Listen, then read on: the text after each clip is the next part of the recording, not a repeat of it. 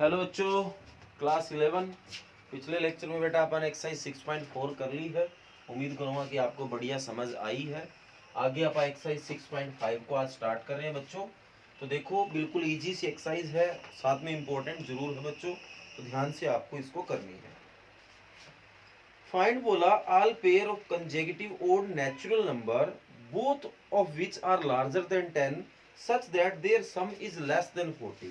देखो बच्चों, इसने क्या बोला है, आपको find the all pair of consecutive odd natural number, मतलब लगातार जो ओड नंबर आते हैं उनके पेयर आपको निकाल के लाने। मतलब कितने ऐसे नंबर है जिनका बोथ दोनों के दोनों 10 से बड़े हैं बच्चों, और दोनों का सम है वो 40 से छोटा है। तो ऐसे हमें नंबर निकाल के लाने हैं। तो अपन लेट कर लेते हैं। Let first consecutive odd number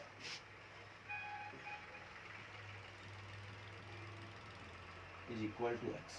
ठीक है बच्चों, पहला नंबर जो है वो एक्स है। तो दूसरा नंबर, पहला ओड है और दूसरा भी ओड लेना आपको। कंजेक्टिव मतलब इसके जस्ट बाद, जैसे एक के बाद 3 आता है, 3 के बाद 5 आता है, 5 के बाद 7 आता है। तो देखो 1 और के बाद 3 आता है, जैसे आपने बात की अभी, तो 1 के बाद 3 जरूर आता है। तो 2 का फर्क हो गया ना 1 और 3 में, तो ऐसे वो दो नंबर x+2 हो गया। इसी तरह अगर इवन भी लिखा होगा बच्चों तो भी यही आपको लेना है, क्योंकि इवन भी दो के गैप से आते हैं। आगे बोला बोथ आर, जो दोनों के दोनों है, both of which larger than 10, both of which larger than 10, दोनों के दोनों 10 से बड़े हैं बच्चों। तो x भी 10 से बड़ा है एंड x+2 भी 10 से बड़ा है। तो ये बच्चों आ गया x ग्रेटर देन 10 एंड ये का आ गया प्लस का 2, इधर आके माइनस का 2। तो क्या आ जाएगा बच्चों, 10 से बड़ा है एंड x 8 से बड़ा है। तो यहां भी साइन ग्रेटर देन है और यहां भी साइन ग्रेटर देन है, और दोनों में ग्रेटर देन होता तो बड़े वाला हमें लेना होता है, याद होगा आपको। और दोनों में अगर साइन लेस देन हो तो छोटे वाला लेना होता है। तो बाय दीज, ठीक है, या वी नो दैट, तो इसमें से आ जाएगा x ग्रेटर देन 10। ठीक है बच्चों, 10 से बड़ा। अब आगे बोला दोनों का सम 40 से छोटा है। The sum of both number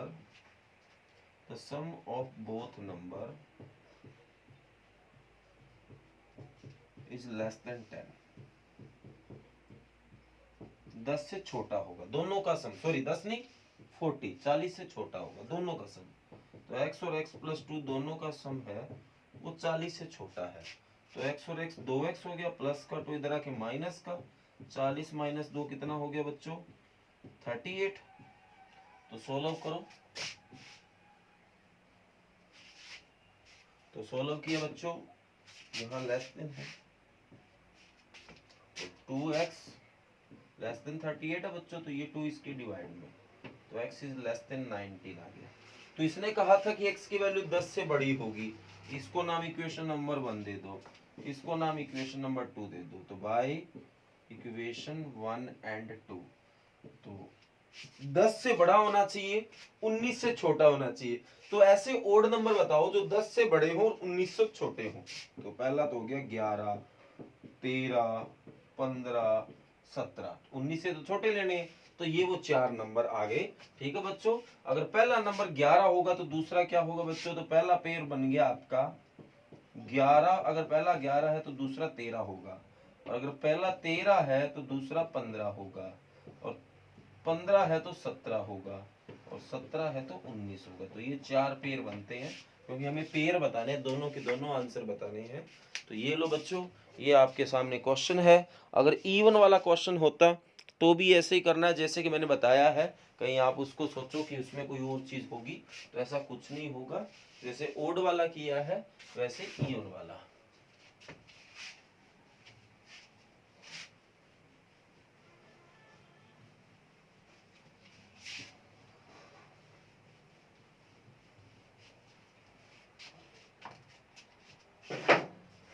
हाँ जी बच्चों, आगे देखो क्वेश्चन नंबर 2।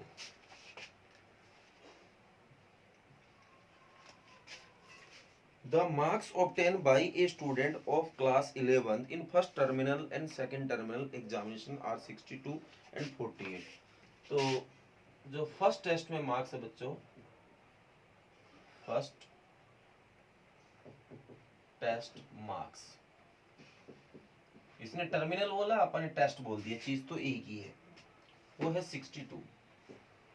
और जो सेकंड टेस्ट है उसमें है शायद 48, ये अपन ने लिख लिया। Find the number of minimum marks he should get in annual examination to an average of at least 60। तो आप बताओ कि तीसरे टेस्ट में वो कितने मार्क्स ले ताकि उसकी जो एवरेज है वो एटलीस्ट 60 बन जाए। तो बच्चों अब आपको इन वर्ड के बारे में बताता हूं, जैसे एटलीस्ट वर्ड आ गया, मिनिमम वर्ड आ गया, तो आपको जो साइन है हमेशा ग्रेटर देन रखना है। एटलीस्ट का मतलब होता है कम से कम, मिनिमम का मतलब भी होता है कम से कम, दोनों का एक ही मतलब है, बस कई बार ये लिखा होगा कई बार ये लिखा होगा।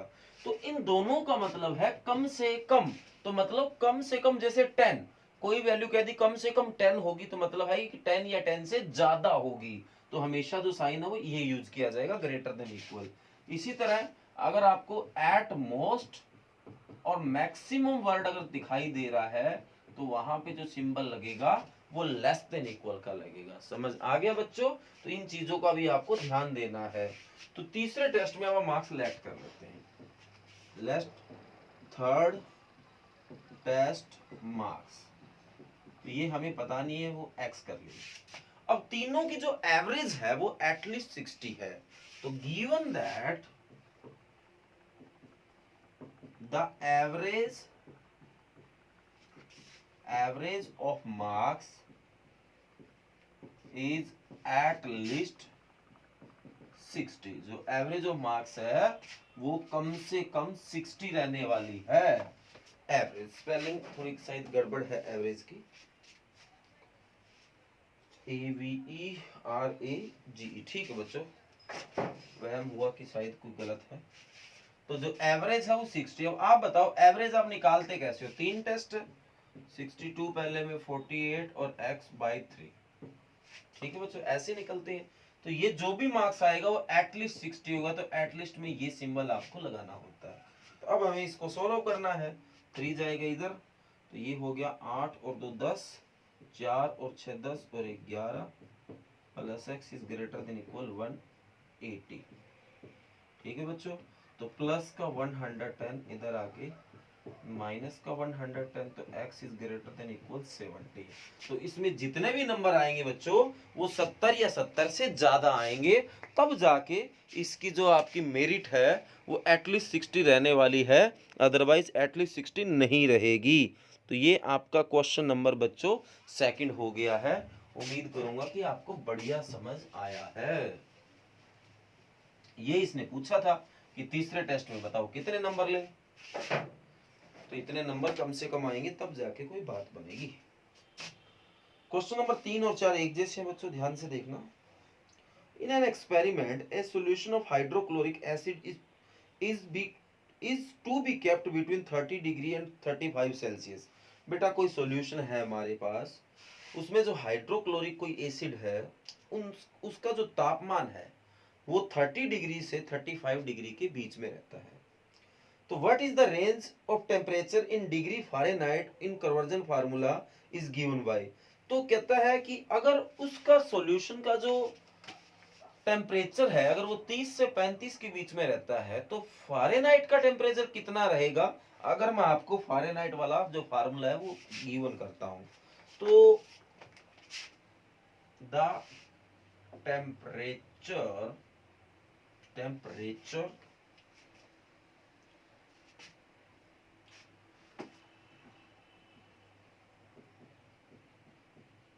ऑफ सॉल्यूशन, पूरा नाम लिखने की जरूरत नहीं है, इन सेल्सियस, ठीक है बच्चों, सेल्सियस वो है जो C है वो 30 डिग्री से ज्यादा होगा, 35 डिग्री से कम होगा, ये आपको गिवन है।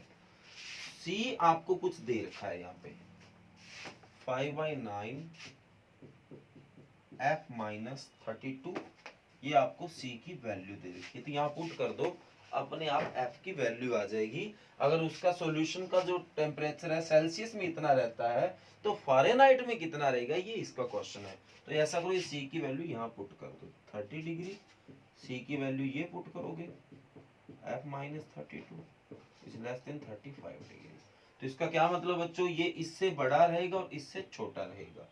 तो F by 9 F minus 32 is greater than 30 degree. Solve करो बच्चों, 9 इधर आएगा तो F minus 32 greater than 30 multi 9 divide by 5, तो ये 6 पे कट हो गया। तो F minus 32 is greater than 6 की 9 से करोगे बच्चों 54 आ गया। तो माइनस का 32 इधर आके किसका हो गया, प्लस का 32। तो ये आपका बन जाएगा 2 और 4 6 8। तो ये फ़ारेनहाइट आ गया ग्रेटर देन 86, मतलब 86 से तो ज्यादा होगा। अब ये इससे छोटा भी है आल्सो, जो 5/9 है और f माइनस जो 32 है लेस देन 35 भी तो बच्चों। तो ये इधर भेजा प्लस ये 9 ऊपर आएगा और 5 नीचे आएगा, तो ये 7 से कट हो गया। तो f माइनस 32 लेस देन 63, तो ये माइनस का है इधर आके बच्चों प्लस का हो गया। तो ये आपका कितना आ गया 59। 95 से कम होगा, 86 से ज्यादा होगा। तो इसका नाम इक्वेशन 1 दे दो, इसका नाम इक्वेशन 2 दे दो। तो इन इक्वेशन 1 एंड 2 1 और 2 में आए आप, तो फ़ारेनहाइट जो है वो 86 से तो ज्यादा होगा और 95 से कम होगा। ओके बच्चों, तो यही हमें निकालना था कि अगर उस सॉल्यूशन का टेम्परेचर सेल्सियस में अगर 30 से 35 के बीच में है तो फ़ारेनहाइट में कितना रहेगा। तो 86 to 95 ये आपका क्वेश्चन नंबर 3 है।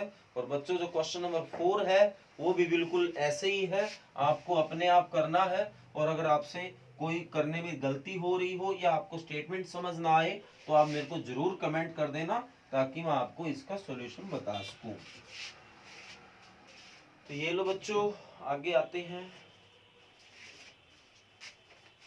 Question number 5।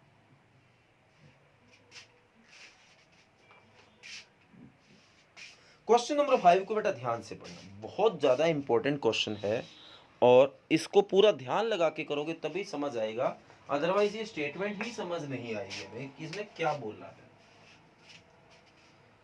A manufacturer has 600 litres of a 12% solution of acid. एक मैन्युफैक्चरर बच्चों उसके पास है ना 600 लीटर कोई चीज है, उसमें 12% है ना उसका एसिड है। ठीक है बच्चों, ये 600 लीटर जो है उसमें 12% एसिड है, बाकी कोई और चीज है, बाकी मतलब पानी मान लो आप। ठीक है, how many litre of 30% acid solution must be added, मतलब उसमें कितने लीटर आप और ऐड करें जिसमें 30% एसिड हो, मतलब कुछ कितना लीटर हमें इसमें ऐड करना है, उसका 30% तो एसिड है उसके अंदर। मस्ट बी एडेड कम से कम करना पड़ेगा बच्चों, it to so that acid content in resulting mixture will be more than 15% but less than 18%, मतलब हमें इसमें कितना ऐड करना पड़े ताकि जो इनका मिक्सचर हो जाएगा उसमें 15% से तो वो ज्यादा रहेगा, 18% से वो कम रहेगा। तो देखो इसने क्या बोला है, 600% मान लो इसके अंदर 600 लीटर पानी है, उसमें 12% एसिड है।